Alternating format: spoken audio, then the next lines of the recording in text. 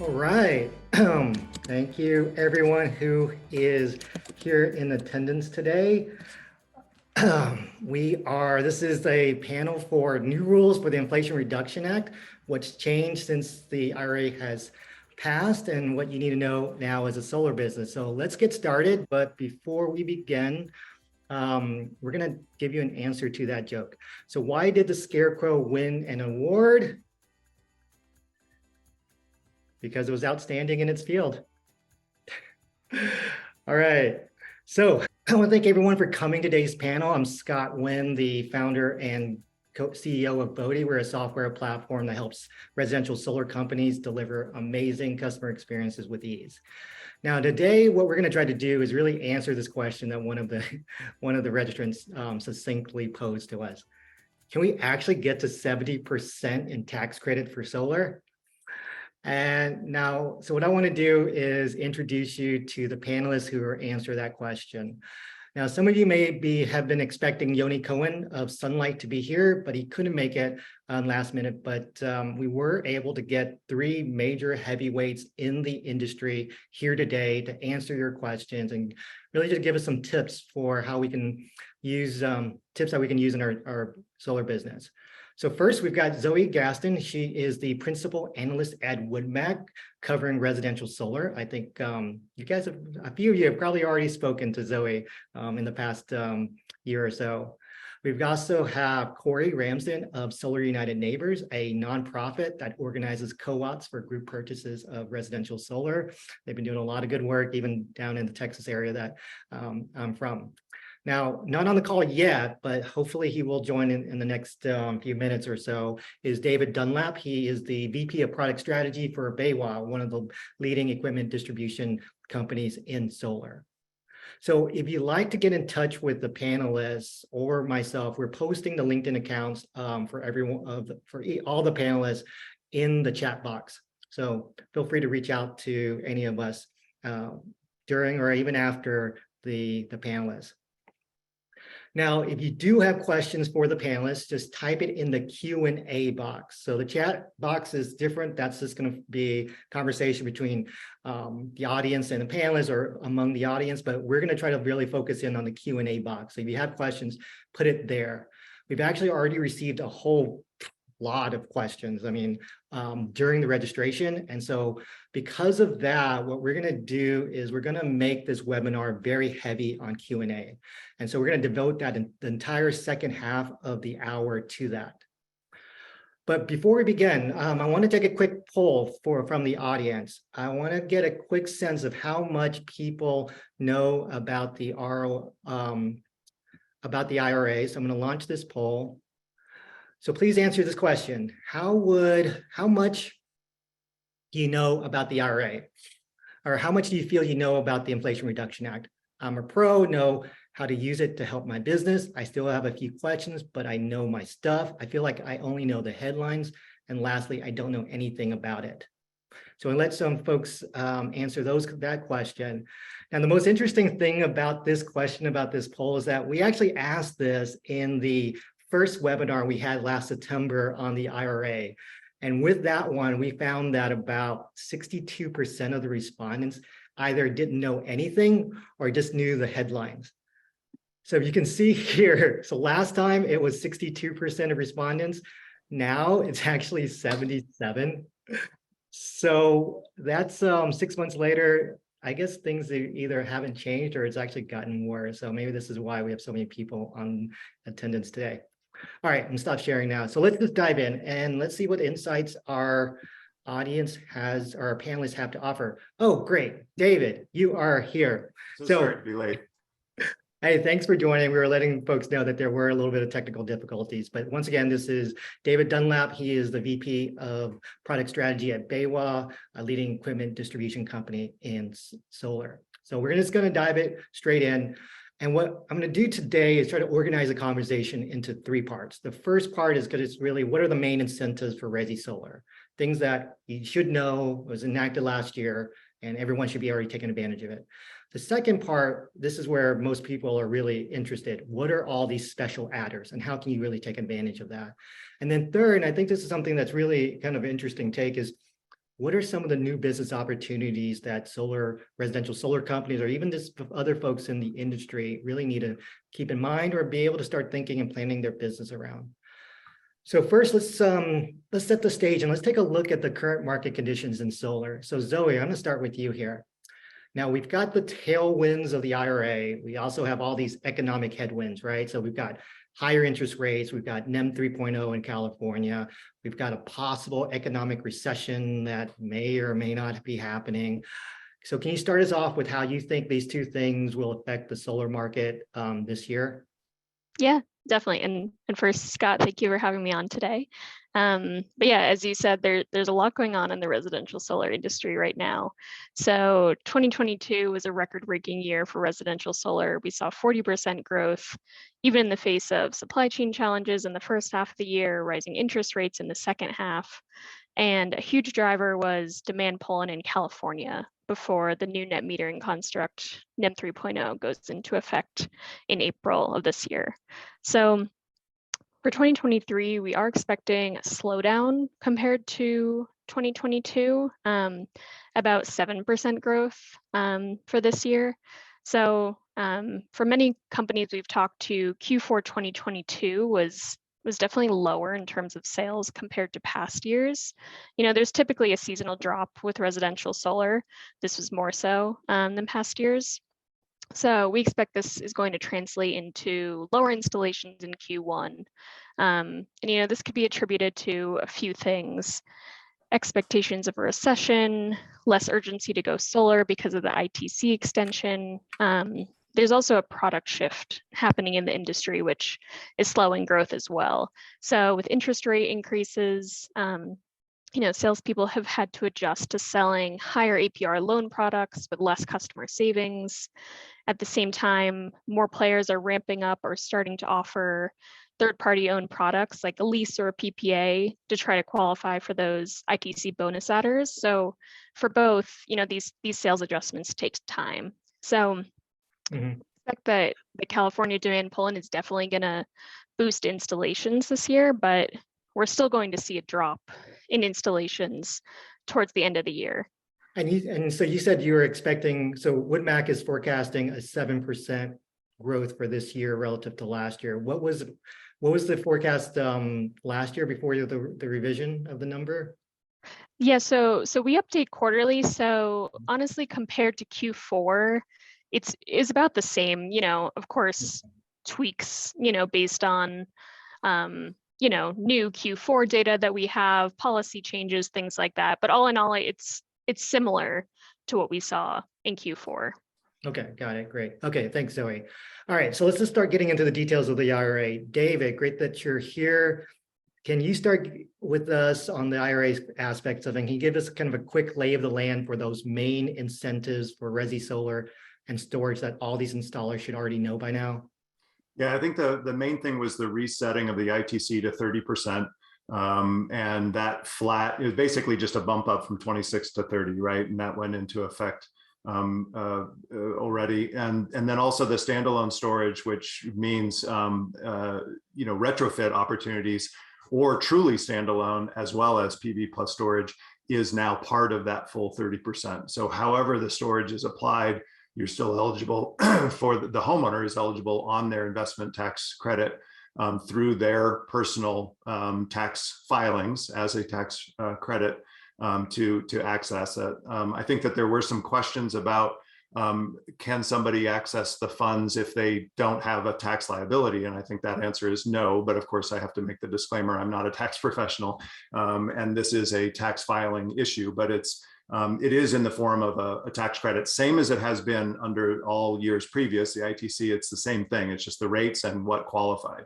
And so that's the baseline. And I think the adders are where there's a lot of question and confusion.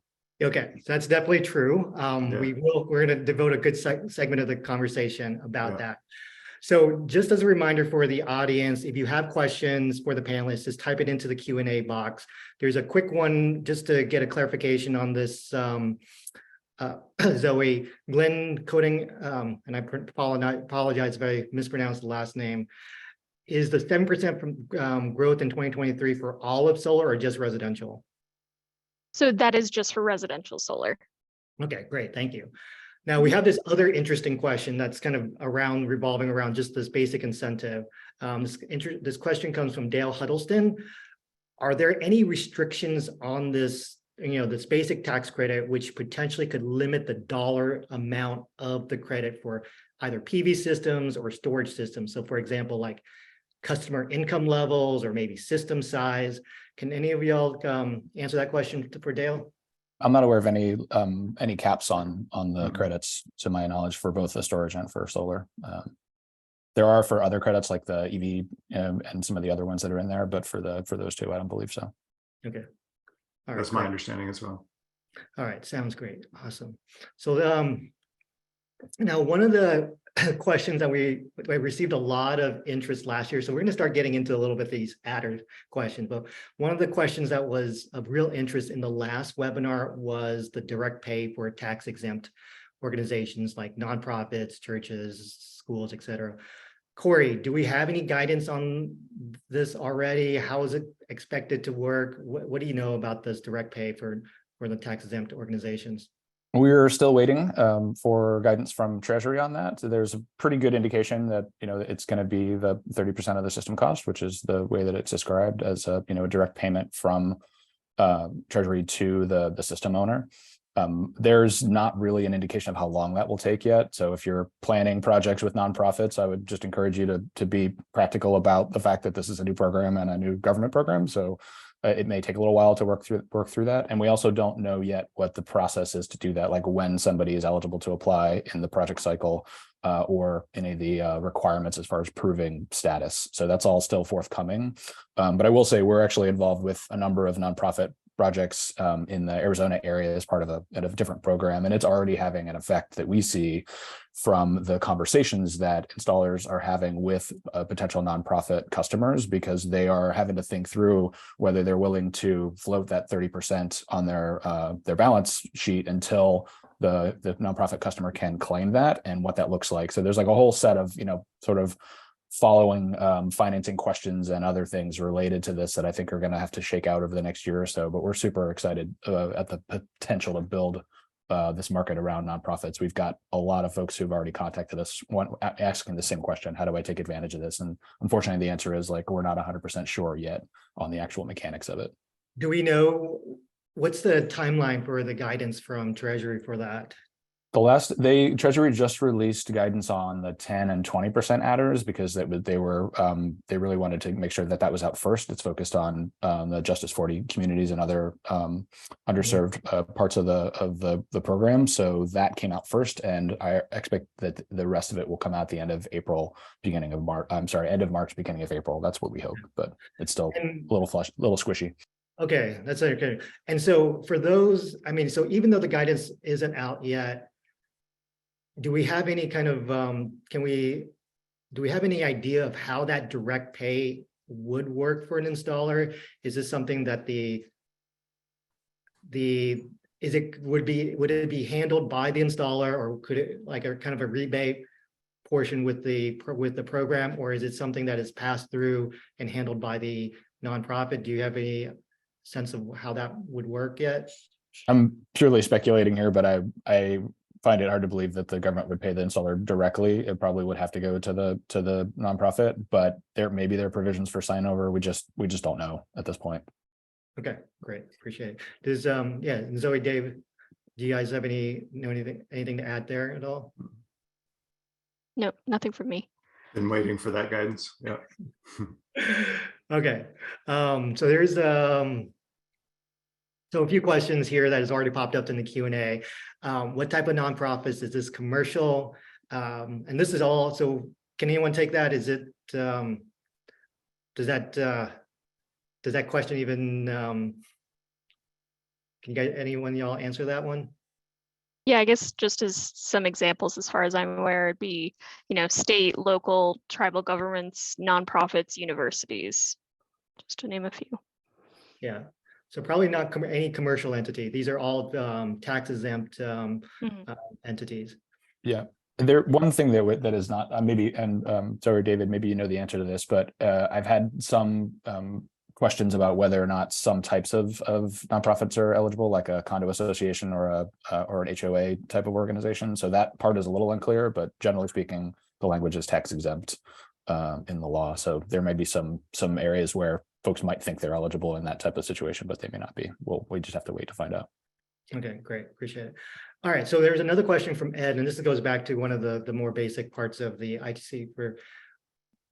And I want to make sure everyone is clear on this. So the question from Ed is, what is the standalone battery point? Is that for batteries, even if solar isn't installed? For example, someone buys a battery but has no solar.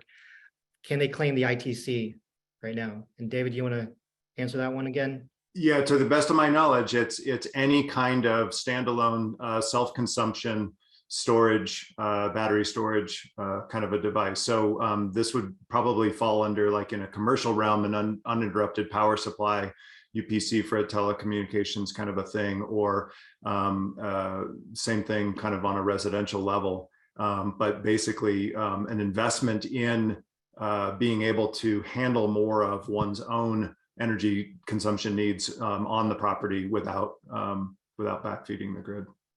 Okay, great. And then here's another kind of question related to that. Can you claim the tax credit twice? For example, on a residential solar system installed this year, and then a year later come back and claim it on the battery side, or even with the expansion of a solar system? Only on the increased amount of the system and the additional expenses. Yeah, you can't double dip on the original, but whatever, you did the initial PV system installation and then all of the new system. And obviously there's going to be some gray area that might be open to some interpretation, but did you have to swap out an inverter for a hybrid inverter, and do you get to charge the full rate of the new one, or do you have to back out what you put on the initial one? That's a detail that I think would come under the tax law specifics. But I think the intent there is to grant the rebate on the additional additive components of the system. Okay, great. All right, I'm going to move over to the adders now. And this is there's a lot of questions around these adders. We've kind of already mentioned, but so just to recap, there's adders for low-income communities, these energy communities that are being defined in the IRA, domestic content, prevailing wage, probably missing something in there. So first I want to do a kind of a quick rapid fire yes, no here to the panelists. So with all these adders, is it possible for a residential installer to offer 70% tax credit for their PV system? No. Yes or no? Zoe, no. Yes or no? No, I don't think so. Corey? No, but let's talk about third-party financing at some point. Great. And then David? No. Great. This is perfect. So there has definitely been some, I don't know, rumors and kind of misinformation out there about that getting up to there. So let's so just to be clear, everybody, very likely 70% is not possible, but let's dive into that a little bit deeper. Corey, do you want to actually start that off? Do you want to try to explain a little bit about the answer of why no? Yeah, so the way the law is written, there are provisions for the commercial tax code, which is I think section 48. All the adders are all as part of the commercial tax code changes. The section 25D, which is the residential, is just 30%. So there, if you own the system and you fall under that for tax purposes, like there is no path for you to get those adders because they're not part of that portion of the tax code. However, for third-party ownership, if you were to offer those, that entity, that commercial entity, could in theory get to 70%. There's a lot of like squishiness there because of the 10 and 20% at the end are application-based programs, so we should come back to that. But you could definitely get to 50%, assuming you're in an energy community and you're using domestic content, which are both 10%. Okay, so let's take a step back a little bit for the audience, for those that aren't that familiar. Can someone give me a quick synopsis of what third-party ownership means and some examples of that so that the audience knows? Zoe, you want to? Yeah, I can dive into that. So first, a customer-owned system is owned by the homeowner. So that would be purchased either, through cash or through a loan. So a third-party owned system, that's, an alternative way for a homeowner to install residential solar, where a third-party owner owns the system. So an example would be a lease or a PPA. So I guess, potential advantages could allow homeowners to avoid some upfront costs, put more of the burden of, system maintenance to the system owner. Yeah. Great. And so just to be clear, so for the leases and third-party ownership, those are the ones, from Lease Over offers, a few other organizations offer that, and that's like what was done quite a lot back in the days. But the market share of that has dropped significantly, right, Zoe? Yeah, so recently for 2022, we're seeing the market share around 20%, which I believe is a record low. Okay. So when you start to think about, okay, so why is it that these third-party ownership types of business models, why are they able to capture more of that 30% and be able to get potentially up to 50%? That is just the way that the tax code is written. So those third-party owned systems, those qualify under the business tax credit. So a system that is customer owned claims the personal tax credit. So just the way that the IRA is written, those bonus adders are only available via the business tax code, section 48, I believe. Okay, and now let's be clear for the audience, what are those bonus adders that those businesses can try to claim that is not typically, that could be claimed by at the personal consumer level? Do you mean claimed by the third party system owner? Exactly, claimed by that third party. So because we've talked about, there's the low income adders, the domestic content, energy communities. And I think Corey, you may have just kind of mentioned this as well, but just to be clear for the audience, which are the ones that they can actually, these third-party ownership businesses, which ones can they apply for? Yes, so it'd be domestic content, energy communities, and then the low income adder. Okay, got it. So let me go to the next question here. For David, can you talk to us about that domestic content adder? There was a lot of questions during registration around that. Does that mean that a solar, what is the domestic content adder? Who gets to take advantage of it? Does that mean the residential solar installer can offer that in addition to the 30% ITC tax credit that they can offer their customers? Yeah, I think this is by far the biggest point of question, and it's just because it's something that everyone wants to be able to take advantage of. But as Corey mentioned, it's not part of the ITC residential personal tax credit availability. It's just simply not. So treating it as an adder makes it sound like you go from 30% ITC credit potential to 40% if you use domestic content. And that's the confusion. And this is all based on the way that we're talking about the IRA policy, not the way the policy is written. As Corey mentioned, it's very, very clear in the policy that in section 48, which is the commercial part of the policy, it's a funding stream that can be applied for by those third-party owners, the asset holders. And I think it's written that way. This is just me speculating, totally personal opinion, but I believe it's to make the connection between finance and business funding to support domestic manufacturing, right? So there's a whole nother section of the IRA around manufacturing incentives, which is also designed to bring more of that business investment into the US, right? And bring it back within our borders. So if that's the motivation, they're just trying to connect the dollars to that manufacturing domestically. That's kind of the broad aim. From an installer perspective, we said it a few times, we'll say it again. If you are selling a loan or a cash install sale direct to a homeowner, domestic content is irrelevant. It's off the table. It's not funding that you have access to.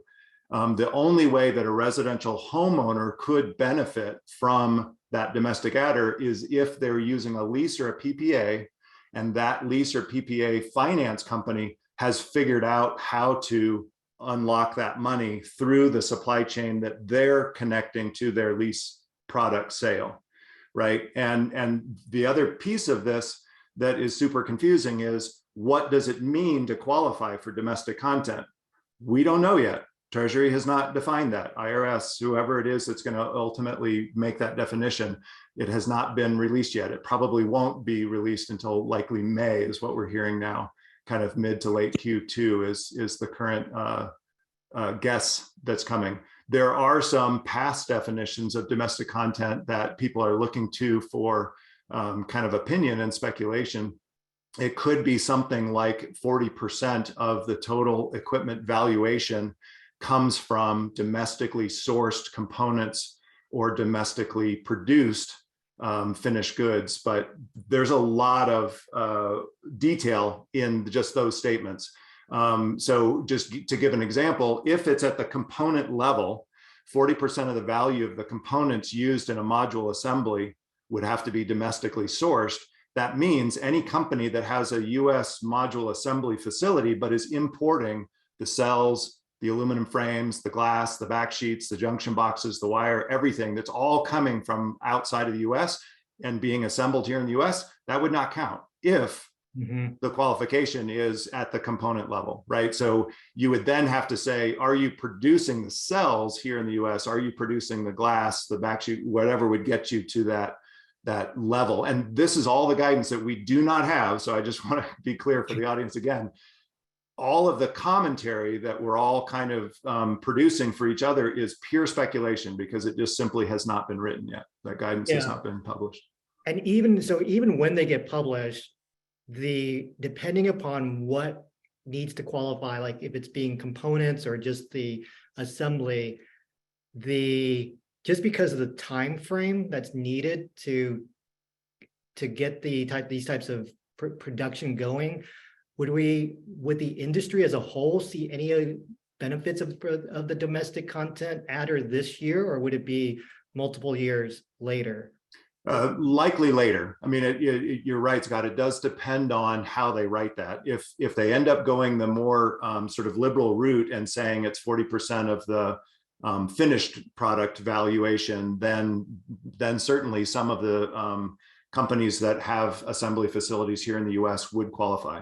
But this is still the guesswork, right? And I think most of the manufacturers that are assembling modules here in the U.S., from my conversations with them, they do expect it to be more at the component level. So they're looking at, can I get enough of the valuation at the component level sourced here in the US? If not already being sourced, what will it take me to source it? Do I need to produce that sourcing myself, from a vertically integrated company, or can I buy it from someone else? Is there excess capacity that I can secure at the cell level, right? And currently in the US, we don't make any solar glass or the EVA back sheets. We don't currently make any of the aluminum frames, although we could.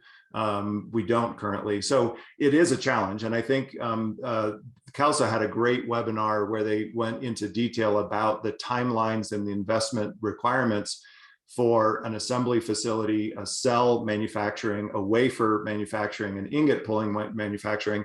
And going down the supply chain in that way, you add complexity and cost and time to that all the way through. So module assembly factory is kind of the quickest to bring online. And we've already heard of a few announcements of expansions or new players coming in. There's going to be a lot more in the next 6 months. I believe we're going to hear half a dozen or more notifications publicly of domestic assembly facilities coming online within a 12-month period, 12 to 18-month period. Okay, thank you, David. Yeah.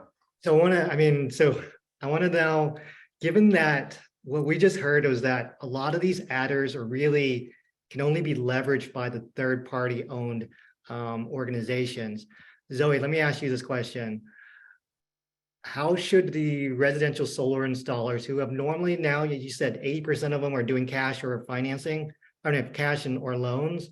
How should these residential solar installers start to think about their financing options that they offer their customers? Yeah, good question. So my view is that installers that offer multiple financing options are going to be best set up for success, just because we have a lot of unknowns right now. The loan market is currently facing headwinds and a sales adjustment, like I said, in terms of selling those higher APR products. I think this is a short-term issue, and the market will recover, as there will always be customers who want to own their systems. At the same time, there's a lot of excitement around TPO with those leases and PPAs because of the bonus adders. A lot of interest and money being put into that segment. Like I said, though, there's so many unknowns as we've been talking about with the guidance, and it could take a lot of time, potentially years, to qualify for some of these adders. Overall, I think the bonus adders are creating more opportunity for the TPO segment. I think that we will see the TPO market grow and gain share over the next few years, but I think right now, because of those unknowns, just diversifying and offering multiple options is the best option. Okay, got it. Okay. Could I add something on that yeah, just real go quick? ahead, Corey. Just because the financing point I think is a really important one. There's another portion of the Inflation Reduction Act that is also like, we're not entirely sure what's going to happen to it, but it will have a pretty significant impact on financing products. And that is the like $27, I think, billion that is going towards investing in green bank infrastructure throughout the country. And it's entirely possible that some really good and competitive like credit union and CDFI type community development financing institution type of loan products will be out there at some point because of that money, because it is more tolerant of risk, and hopefully it comes at a lower percentage rate. So I'm not sure if you have any thoughts on that in terms of the impact, but we're seeing that as at some point we'll have a pretty significant like benefit for loan financing. The question really is like when, how long is it going to take to have all that money sort of filter out? Mm-hmm. Okay, so we're going to move to the kind of the last segment, and then I also want to have an extensive Q&A session. So just for this last question or this last segment, so Brian Bastian asked this question: will there be any coverage on the other items of the IRA? Electric appliances, EV chargers, energy efficiency, equipment, insulation, etc. There are a lot of customers looking to know more to determine what they need to do for sizing of their PV systems. So yeah, how do you guys think about this other part of the IRA that's separate from solar, but is very much connected because of that sizing question from Brian? I'll take a stab at that, Scott. I think the way that I'm thinking about it is solar installers need to consider the possibility of moving from an installer only kind of a contractor function of I'm installing a power plant in a home to I'm taking control of the energy management system and the electrification of a building, right? Mm-hmm. So now you're talking about not just generation of energy, but also consumption of energy. And so we already kind of have some exposure, years of experience with PV plus storage, but storage is just a delayed way of consuming that power. And all these other appliances are opportunities with which to consume that power. And if we want to be balancing our annual production consumption, it's the same exercise, but we are sort of now having to think a little bit further down the road of what is that homeowner's ultimate electrification goal, and how as an installer are we acting as kind of a manager or a partner in charting that path for them. How far are they ready to go today? What sort of a foundation are you building today for them for the future? And so the conversations get a little bit more complex. I think it does get harder to make that sale at the kitchen table. But I think that's kind of in there is the answer. And so if someone wants to leverage more rebates on more electrification devices, yeah, you need to size them into your initial thinking, or size the system to allow for expansion in the future. Yeah, I think that's right. Zoe or Corey, you have anything to add to that?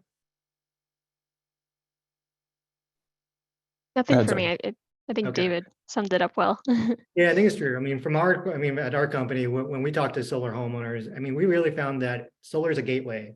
And so these customers, they do want, and they're actually willing to pay more for more information, more awareness, and more control. And so as more of these energy products become available, they're going to want these too. And what's interesting about the IRA, interesting about the IRA, there's two aspects. One is that heat pump specifically is called out in the IRA. So that's going to be kind of a big area there for home electrification. And the other part was for energy efficiency. Those, you can't just offer any type of energy efficient appliance. They actually had to meet some sort of certification. And I think there's some questions around what those certifications are and who does that certification. And so those are some areas that I think are going to be pretty interesting to to find out about. Okay, I'm gonna move, let's just move over to the Q&A session. I wanted to have the whole half hour, but we're already at 11:39. So we're gonna do a few things. So there has been a few questions that have already been asked about the low income component of the adder. So just a reminder, all those in the audience that want to answer or want to ask questions, please put that in the Q&A section. We're going to try to answer as best as we can. So, all right. So I guess the general questions are like from Eric Adams. I'm very curious about the new benefits for low income families or small businesses. Here's one from Ethan Moser. Is there assistance for low income residential customers? What do we know about that adder for LMI communities, Zoe? What do we know so far? There's been some guidance provided, right? Yeah, some minimal guidance provided. So the guidance, it was released in mid-February. So essentially it just provided the capacity allocations for 2023 for the 4 different categories, which I can get into, and when applications would be open, which I believe will be Q3 of this year, but no real details on the application process or what criteria would be considered. So also I just want to highlight, and I think this was mentioned, that this is a capped program and credits will be allocated based on, an application and the award process. So this could make it more difficult to qualify for this adder potentially compared to energy communities and domestic content, depending on that guidance. But yeah, so overall, the low income, it's available for residential and non-residential projects. So there's a 10% adder for projects located in low-income communities or tribal lands, and then separately a 20% adder for projects that qualify as low-income residential building projects or low-income economic benefit projects. So I believe in the IRA, they laid out that there was a 1.8 gigawatt capacity limit awarded for 2023 and then another 1.8 for 2024. So essentially that guidance just kind of distributed that 1.8 gigawatts among 4 categories, which is the low income community is 1, the tribal land, the residential building project, or the economic benefit project. So I don't have those numbers off the top of my head. They also mentioned that projects must be awarded before being placed in service to qualify for the adder. Instead of just like going out in an area where you think would qualify, you have to be accepted and awarded. And yeah, I think that sums it up right now. Corey, Dave, you have anything to add on the LMI component? Not on the adders, but it is, because I think part of the question was like, what other opportunities are available? There's a whole separate tranche of money that's going to the states for them to put programs together that specifically have requirements to have rebates be made available for various things like electric panel upgrades and things like that for income qualified homeowners. So all of those programs are all like going to be determined at the state level, but there's a fair amount of money that's being distributed there. So that's something that we just have to follow along state by state. Okay, that's right. And there's this other adder, I think you were telling me that, Corey, that it's possible for farms to potentially qualify for up to 50% off the project costs. Can you talk about that? Yeah. So Solar United Neighbors is an advocacy organization. This was something that we and others push for in sort of getting the law passed, but it is an expansion to the Rural Energy for America program. That's an existing program put out by USDA that had grants for 25% of the system cost. For farms anywhere who meet qualifications of being a farm. There are some specific things in there. And then also any rural business that's in a qualifying area. They increased that award amount to 40%, and they added $2 billion to the program over the next 7 years or so. So it is a significant jump in funding that's available. And if you are doing business in an area that is probably classified as rural, then you absolutely, as a installer, should be looking into how to market to people who are interested in this, and then also being able to support them through the grant process itself, because it's a pretty sizable chunk. And that's after that grant award comes off the system cost, you can still take all of the commercial ITC adders that are applicable to you. Oh, wow. Okay. But that's a program that you have to, it's a grant program. So you actually have to apply. So you have to actually know how to do the application process with the US government. Yep. Yeah. And we actually have a guide. If I'm happy to put it in the chat if you'd like, that walks the people, the applicant through how to do that. Plenty of grant writers out there as well. And that is there's 2 application windows a year that are open for people to apply. Okay, great, thanks. Okay, so here's a question from Russell Petty, and I think this has been asked multiple times from Registrants Israel. Is there a provision in the IRA for residential customers or even businesses to sell their tax credits if they don't have tax liability to take advantage of them? As far as I know, that's not applicable to residential. Okay, not applicable residential. Is it applicable for commercial, for businesses to do that? Okay, Corey, you want to just give a little bit more light to that? It's this is another thing that I haven't defined it particularly yet in the waiting for guidance, but a business that does not have sufficient tax liability or for whatever reason wants to not, worry about it, they should be able to transfer their tax credit to another entity. So that would presumably be part of the sale where you're transferring it. There's some language in the law about like an equivalent cash value. I think I'm not forgetting the exact verbiage. So a small business, for example, if they were interacting for an installation, could essentially just sign over that credit value to the provider, and they would take it and monetize it themselves.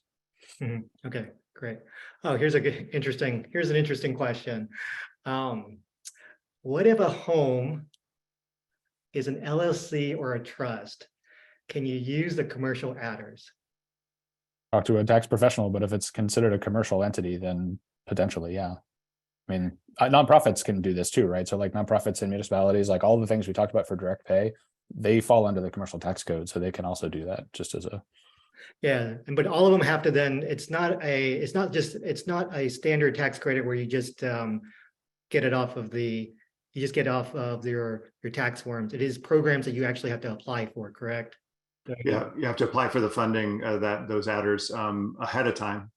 It's not a retroactive tax credit. That's right. Yeah, just to make sure that's clear for everybody. With all these adders, it doesn't function the same way as the personal ITC that gets a tax credit on a customer's tax credit. These are programs that you have to apply for.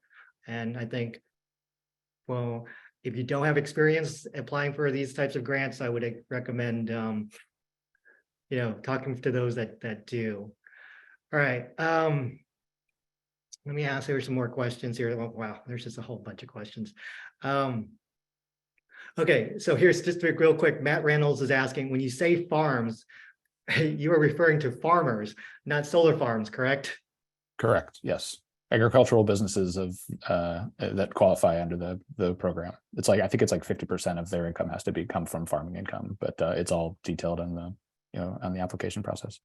And then here's not a question, but here's a comment from Ellen Castle. And I think this is probably, she's a installer down for A1A down in Florida.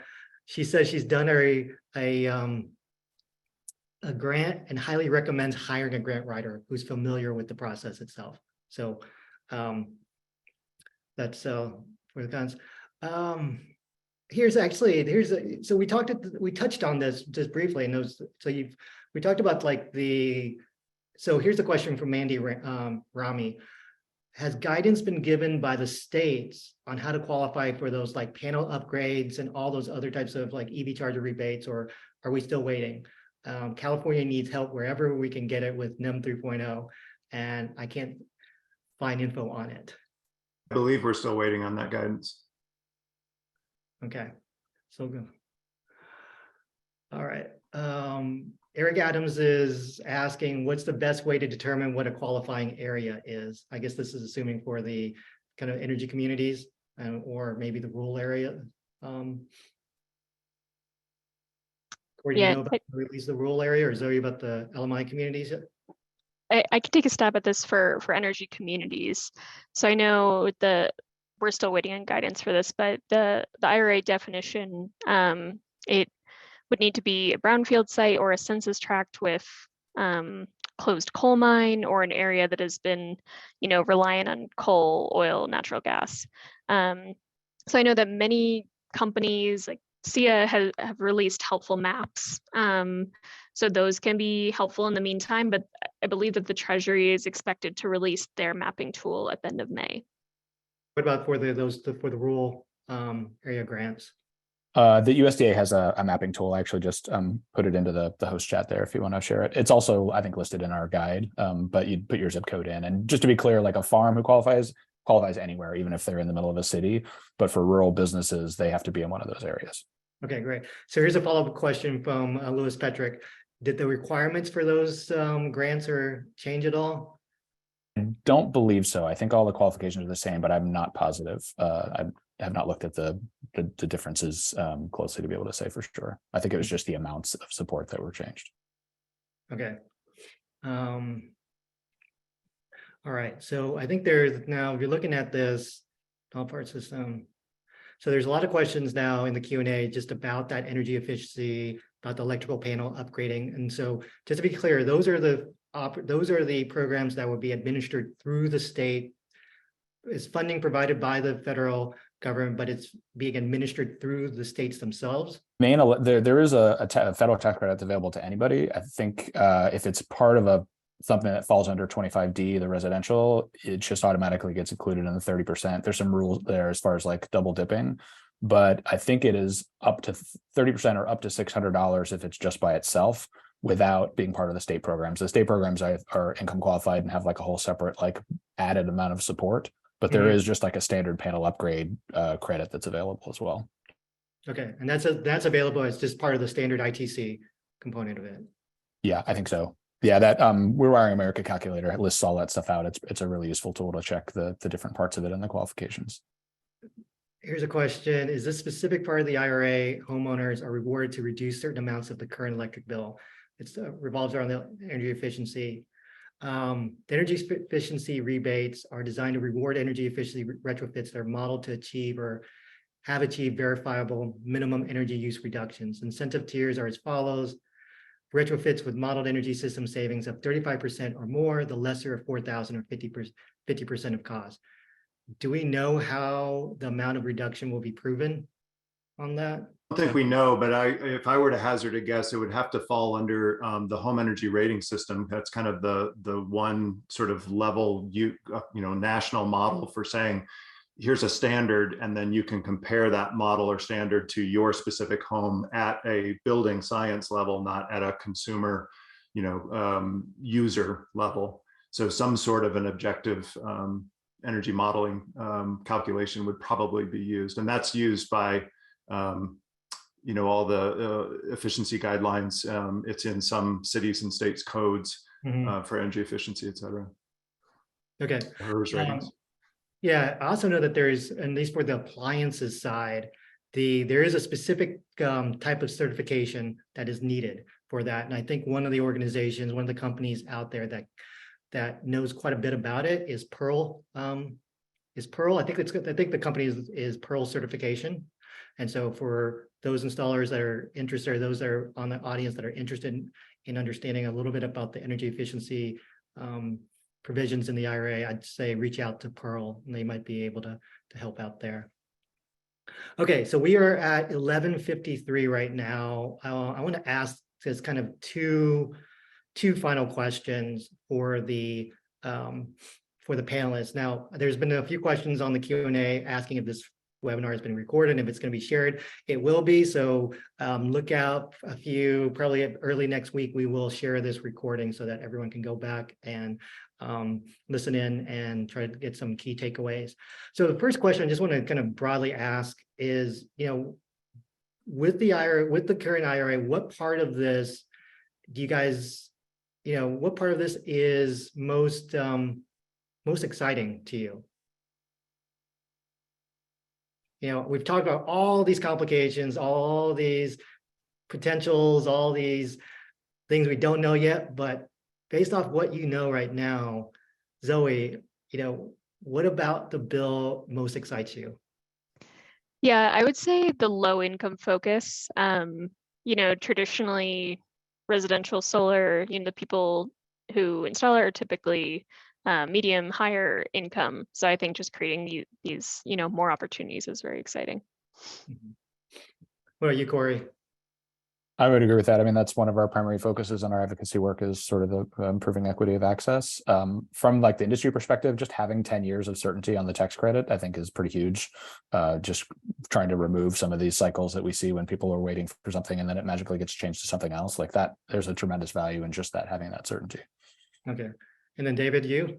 Yeah, I was going to say the certainty on the tax credit. I think that's big, and we've already achieved parity with the cost of producing, per kilowatt hour of electricity with solar. So having certainty on that added benefit is huge, and I think sort of to capitalize on what Zoe and Corey said, broadly including as much of the U.S. as possible and making it more equitable and more accessible to the masses, I think is for me that sweeping nature of the IRA is super exciting. No, instead of chunking it out one thing at a time, right? That's true, because right now we're still only about 4% of homes in the U.S. that have solar, and so the opportunity is actually pretty big. And so what I'm hearing is that the 30% for 10 years is going to be one of the that thing that lifts the whole tide, the tide that lifts everything. And then we've got those special adders that will address some specific concerns. Okay, we've got 4 minutes left here before we end the session. I've got just one last question to ask each one of you. What is one super practical thing that each person here listening should go back and try at their business? So let's start with you, Zoe.